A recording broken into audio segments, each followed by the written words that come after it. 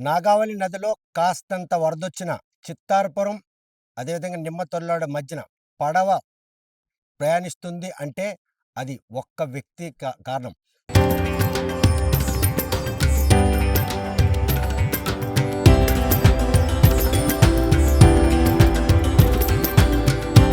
తరతరాలుగా తరగని స్వర్ణ బంధాలు మన మానిపల్లి జ్యువెలర్స్.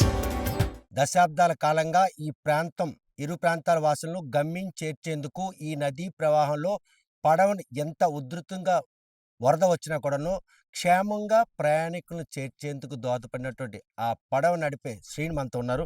ఎన్నాళ్ళ నుంచి ఈ ఈ పడవ ఇక్కడ నడుపుతున్నావు? అసలు కుటుంబాల నేపథ్యంలో మీకు ఇది దక్కలేందే? లేకపోతే నువ్వు వచ్చిన తర్వాత ఈ పడవ ప్రయాణం నీకు? లేదు సార్. మా తాతల కానించి ఉన్నది వారసత్వం ఇది.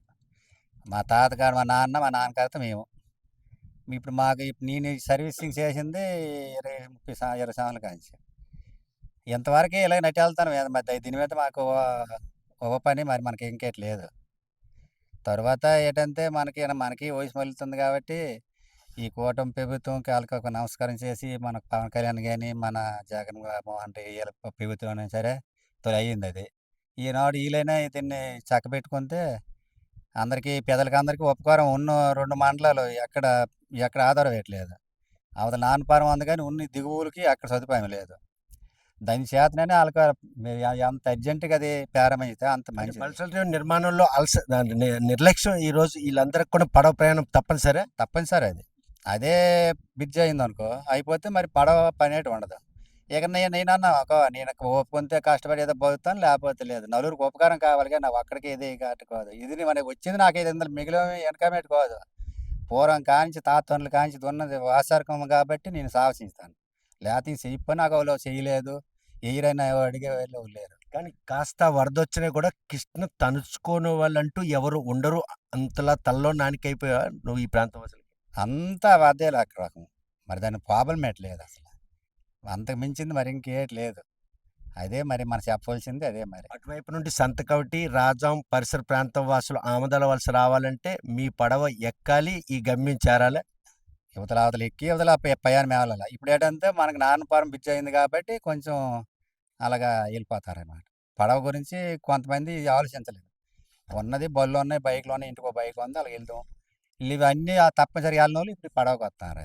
ఇన్నేళ్ళ ఈ పడవ ప్రయాణంలో ఎక్కడైనా నీ చేతిలో ఎవరికైనా ఏదైనా హాని జరిగిందా? అటువంటి విపత్తు ఏమైనా? ఇప్పుడు కోదు మా తాతోళ్ళని కానించి కూడా పదార్థం కూడా మేము ఆలకించము. మేము ఆలకించలేదు కొని ఉన్న లోకం పెసలు కూడా అది దాకా లేదు.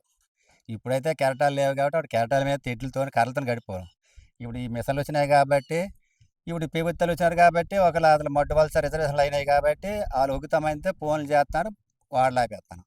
ఇన్నాళ్ళు మాకు ఫోన్లు ఉండేవి ఏటి ఉండేవి కాదు. అలాగే కెరటాల మీద గడిపోవడం.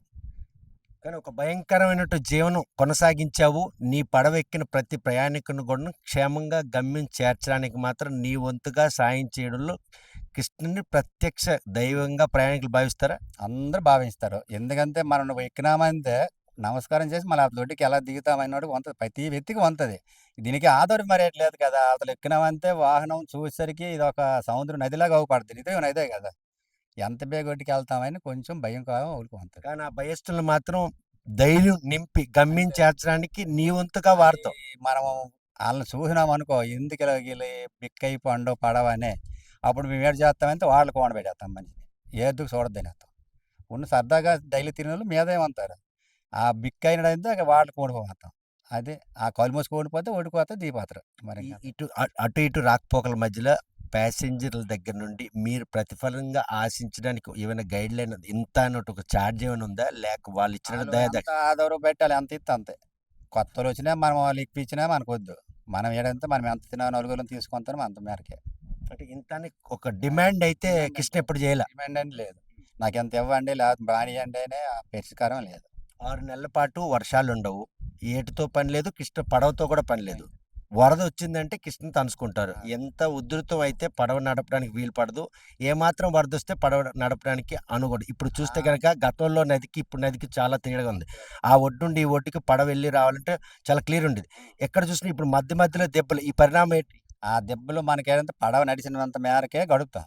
లేదంటే బంద్ చేసేస్తాం. ఇక అలగాల పోసిన మనుషులు అలాగే వెళ్తారు. మరి అంతకుమించి మనం చేసిందేటి లేదు. అంచేతనే ఇంతవరకు ఏంటంటే ఇలాగ రేవులు చూస్తే ఇలాగ ఉన్నాయి. పెదలు చూస్తే బాధలు పడుతున్నారు కాబట్టి అంత బలసల రేవు ఎంత బే బ్రిడ్జి ఓపెనింగ్ అయితే అంత అందరికి సంతోషం ఉంటది. కానీ ప్రయాణికులకి బల్సలరే వంతెన ఓపెన్ అయితే సంతోషంగా ఉంటది. కిష్ట ఇంట్లో కుటుంబం నడవడానికి మాత్రం అవకాశం లేకుండా ఈ వృత్తి కూడా చేయి జారిపోద్ది. బాధ లేదా? నాకు మరి ఆ బాధ లేదు. నలుగురికి ఉపకారం, సరదా, సంతోషం కావాలి గానీ, నేను కష్టపడడం నాకు ఓపిక ఉంది ఎక్కడైనా కష్టపడగలను. ఇప్పుడు ఇంతవరకు నా తాతల కానించి, నా తండ్రుల కానించి నా వారికి సాహసించినాం ఇంతవరకు. అంతవరకు కొడుకుకి నేను సాహసించలేను కదా! కానీ ఈ దశాబ్దాల ఈ ప్రయాణికులతో ఉన్నటువంటి ఈ సత్సంబంధాల నేపథ్యంలో కుటుంబ పోషణ పోతుందన్న ఒక ఆవేదన నీ మనసులో ఆ అనిపించదా? వేదనలో ఉన్నామంటే మనం మనం నెట్టాలి. మన కవులు ఇస్తారు. ఏ ప్రభుత్వం ఇస్తారు? ఏ ప్రభుత్వం వాళ్ళు ఇట్లేదు కదా! అలాగని మేము ఒక మత్స్య కారుకులమని ఏ ప్రభుత్వం గాని మనకి ఏ సాయం కూడా లేదు. మన కష్టార్జితం రైతు మీదే. అంటే రైతులకి ఏడాదికి ఒకసారి ఉంటుందే కొత్తగొచ్చిన ప్రయాణికులకి ఇట్లా ఏడాదికోసారి దానిమో ఇంటిని బట్టి ఒక పందుమో, పుట్టుడో ఏదో ఇలాగుంటది. వచ్చిన తప్ప ఐదో పదో ఒట్టి నెలకంట ఏదైనా ఆయిల్ పెట్టుకోవాలి, అన్ని మందు పెట్టుకోవాలి. మన సదుపాయం జరుగుతుంది.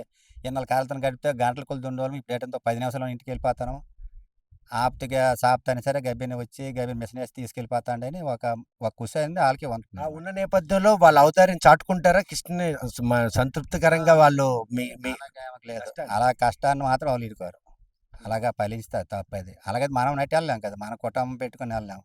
నువ్వు అన్నట్టుగా ఇది అయిపోతే ఎలా బతకలం అంతే. ఆ భగవంతుడు నిర్ణయంగా బతికించడంతో బతుకుతాం. అంతకు మించింది మనం చేసింది లేదు.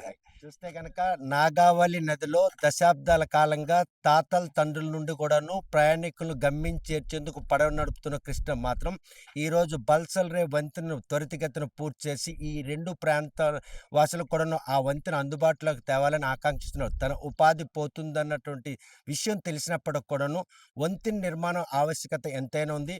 మునుపట్లో మిషన్ లేకపోయినా తెడ్డులతో ఈరోజు గమ్యం చేర్పే పరిస్థితి. అప్పుడు నది దిశ సజావుగా సాగేది. ఇప్పుడు మాత్రం అక్రమ ఇసుక తవ్వకాల కారణంగా నది దిశ మారి పడవ నడపడానికి కూడా అనుకానటువంటి ఒక విపత్కర పరిణామం చోటు చేసుకున్న నేపథ్యంలో వర్షాకాలం వచ్చిందంటే పడవ నడపడానికి సాధ్యం అవుతుంది అన్నటువంటి రోజు నుండి ఉధృతంగా వరద వస్తుందన్న విషయం ఇటు మడ్డువలస నుండి నీరు విడిచిపెట్టినా, ఒడిశాలో ఎక్కువ వర్షాలు పడినా వరద ఉధృతి కనుక పెరిగినట్టయితే ముందు సమాచారం రావడంతో పడవను మాత్రం నిలుపుదల చేస్తున్నాం. సుమారు దశాబ్దాల కాలంగా పడవ ప్రయాణికులకి తనకు ఉన్నటువంటి ఈ సత్సంబంధాన్ని మాత్రం వారి తాలూకా ప్రేమాభిమానాలు చొరగొన్నాం. ఆయన చేసినటువంటి ఈ సేవలకి వాళ్ళు గుర్తించి ఇచ్చిన తాలూకా ఈ పరిహారం ఏదంటే అది మాత్రమే తీసుకుంటారు. కాకపోతే ఇరు ప్రాంతం రైతులు ప్రయాణించినటువంటి ఆ ప్రయాణానికి మాత్రం ఏడాదికి ఒకసారికి తమకు తోచిన విధంగా ధాన్యం రూపంలో ఇవ్వడం జరుగుతుంది. అదే మా కుటుంబ పోషణకు దోహదపడుతుంది. భవిష్యత్తులో ఈ ఉపాధి కోల్పొందుతుంది అన్న విషయం ఆయనకి ముందే తెలిసే పరిణామాలు మాత్రం బల్సల్ వంతెన నిర్మాణ పనులు మాత్రం కళ్ళ ముందు కనిపిస్తున్నాయి. కానీ తన ఉపాధి పోయినా పర్వాలేదు.